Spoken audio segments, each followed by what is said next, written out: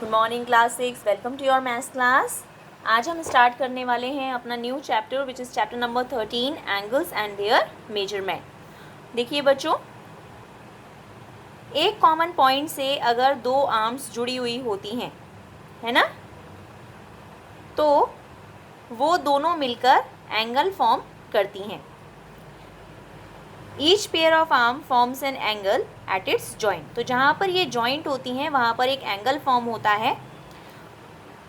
अगर एग्जाम्पल के रूप में हम देखें तो जो क्लॉक होती है, क्लॉक की दो जो आर्म्स हैं वो मिलकर एक एंगल फॉर्म करेंगी इनके मिडिल में। ऐसे ही यहाँ पर आपको डिवाइडर दिया हुआ है, आपके ज्योमेट्री बॉक्स में डिवाइडर आपको देखने को मिलता ही है। तो ज्योमेट्री के अंदर हम एंगल को कैसे डिफाइन करते हैं? The figure formed by two raise.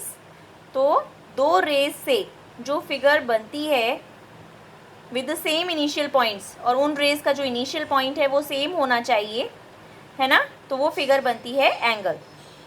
Next is common initial point is known as the vertex of the angle. तो जो कॉमन इनिशियल पॉइंट है उसे हम वर्टेक्स बोलते हैं एंगल का।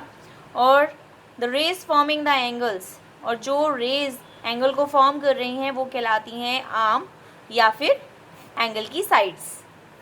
तो यहाँ इस फिगर में आप देख रहे हो जो हमारा इनिशियल पॉइंट है वो है O, और यहाँ पर दो रेज हैं OB एंड OA, है ना।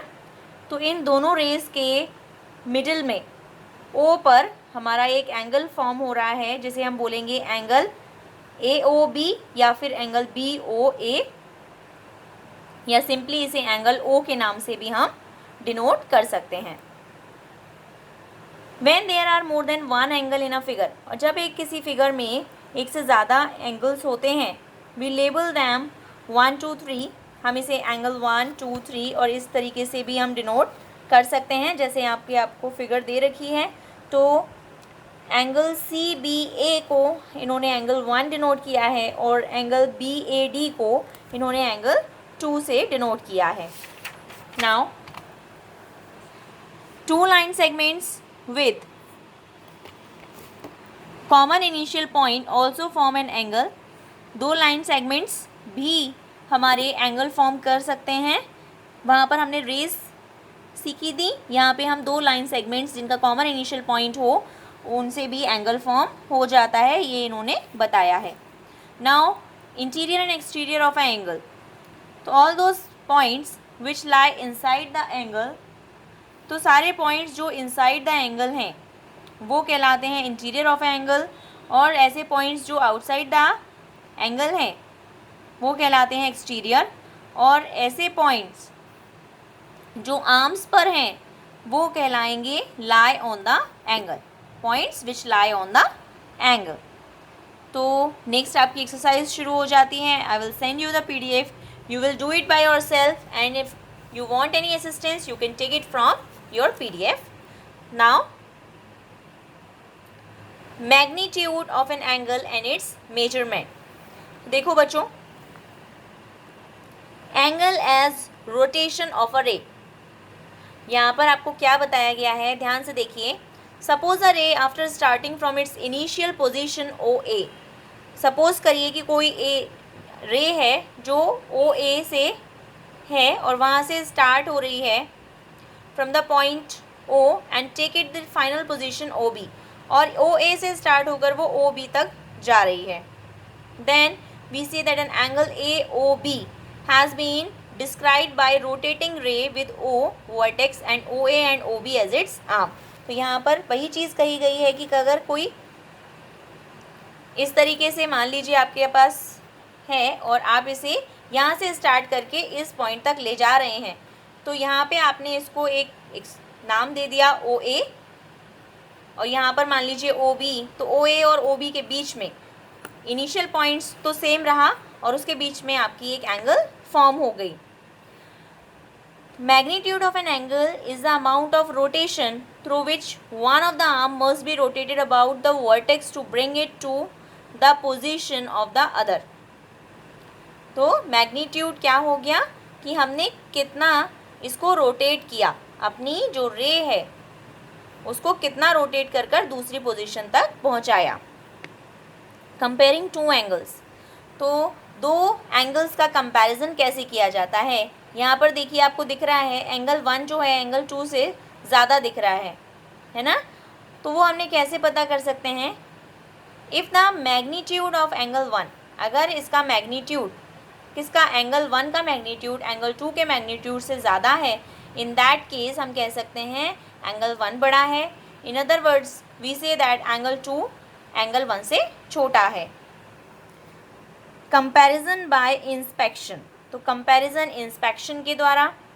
Clearly the more is the opening between two arms, तो जितनी ज़्यादा दो आर्म्स आपस में खुली होंगी, जितनी डिस्टेंस होगी उनके बीच में ज़्यादा, वो बड़ा होगा क्योंकि उनका मैग्नीट्यूड भी ज़्यादा होगा। तो कई बार तो हम केवल देखकर बता सकते हैं कि कोई एंगल बड़ा है या कौन सा एंगल छोटा है, लेकिन समटाइम्स हम उसको इतना इजीली बता नहीं सकते, क्योंकि मान लीजिए बहुत कम उनके बीच में डिफरेंस हमें देखने को मिल पा रहा है, तो हम इजीली नहीं बता पाएंगे कि कौन बड़ा है। उस केस में आप ट्रेसिंग पेपर का यूज़ कर सकते हो। आप क्या करो कि मान लीजिए आपके पास एक एंगल ABC है, एक एंगल DEF है।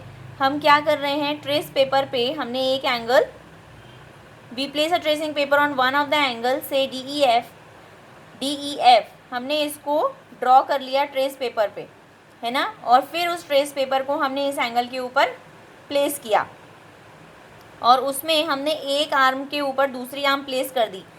अब ये देखना है कि जो दूसरी वाली आर्म है ना, अगर वो दूसरी वाली आर्म बाहर की तरफ जा रही है तो वो, जो ट्रेसिंग पेपर वाली अगर बाहर की तरफ जा रही है तो वो एंगल बड़ा है, और अगर ट्रेसिंग पेपर वाली आर्म विदाउट ट्रेस पेपर वाले एंगल के अंदर आ रही है तो in that case trace paper वाली आर्म छोटी है ना। तो ट्रेस पेपर्स का यूज़ करके भी आप इसको फाइंड आउट कर सकते हो कौन बड़ा है कौन छोटा है।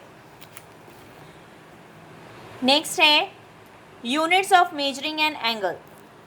बच्चों, तो एंगल को मेजर करने की जो स्टैंडर्ड यूनिट होती है वो होती है डिग्री, जिसे हम इस तरीके से भी शो करते हैं जो आपकी बुक के अंदर आपको गिवन है ना।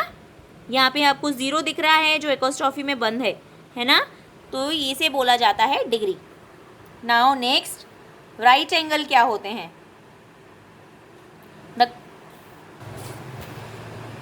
देखो बच्चों, अगर कोई रे क्वार्टर टर्न करती है, मतलब चौथाई टर्न करती है, आपको पता है एक सर्कल को 4 पार्ट्स में डिवाइड करते हैं तो एक पार्ट क्वार्टर कहलाता है, 1/4 को हम क्वार्टर बोलते हैं।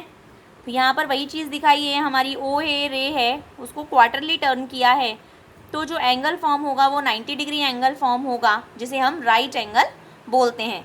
राइट एंगल 90 डिग्री का होता है। 1 degree equals to 60 minutes, written as 60 dash, and 1 dash equals to 60 seconds, written as 60 double dash. देखिए, the measure of a right angle is 90 degree और adjoining figure एंगल AOB में कितना है, 90 degree form हो रहा है। वेरियस टाइप्स ऑफ एंगल्स यहाँ पे शो किए गए हैं। एक्यूट एंगल, देखो बच्चों, यहाँ पर हमारी जो मेजरमेंट होती है वो 0 डिग्री से 90 डिग्री के बीच में होनी चाहिए, 90 डिग्री भी नहीं होनी चाहिए ना, 90 डिग्री से कम और 0 डिग्री से ज़्यादा। तो जिसकी एंगल की मेजरमेंट इतनी होगी, 0 डिग्री से ज़्यादा और 90 डिग्री से कम, तो वो एंगल कहलाते हैं एक्यूट एंगल। राइट एंगल में हमारा जो मेजरमेंट है एंगल का वो 90 डिग्री आता है। नेक्स्ट है हमारा ऑब्ट्यूज एंगल। ऑब्ट्यूज एंगल में हमारा जो मेजरमेंट है वो मोर देन 90 डिग्री लेकिन 180 डिग्री से कम होना चाहिए, तो उसे हम ऑब्ट्यूज एंगल बोलते हैं। नेक्स्ट है स्ट्रेट एंगल। स्ट्रेट एंगल वो एंगल होते हैं जिसका मेजरमेंट 180 डिग्री होता है, जिसे स्ट्रेट एंगल बोलते हैं। रिफ्लेक्स एंगल, ऐसा एंगल जिसकी मेजरमेंट 180 डिग्री से ज़्यादा और 360 डिग्री से कम हो, वो कहलाएंगे reflex angle. Complete angle, angle whose measure is 360 degree is called a complete angle. ऐसा एंगल जिसका मेजरमेंट पूरा 360 डिग्री है। इट मीन्स रे जो है एक आर्म दूसरी आर्म के ऊपर ही आ गई है यहाँ पर घूम कर, है ना, तो angle A O A 360 degree माना जाता है। Next zero angle, angle whose measure is 0 degree called a zero angle, है ना। यहाँ पर देखिए एंगल ए ओ ए ये 360 डिग्री एंगल है। ओके स्टूडेंट्स, हम मिलेंगे नेक्स्ट क्लास में, तब तक के लिए बाय।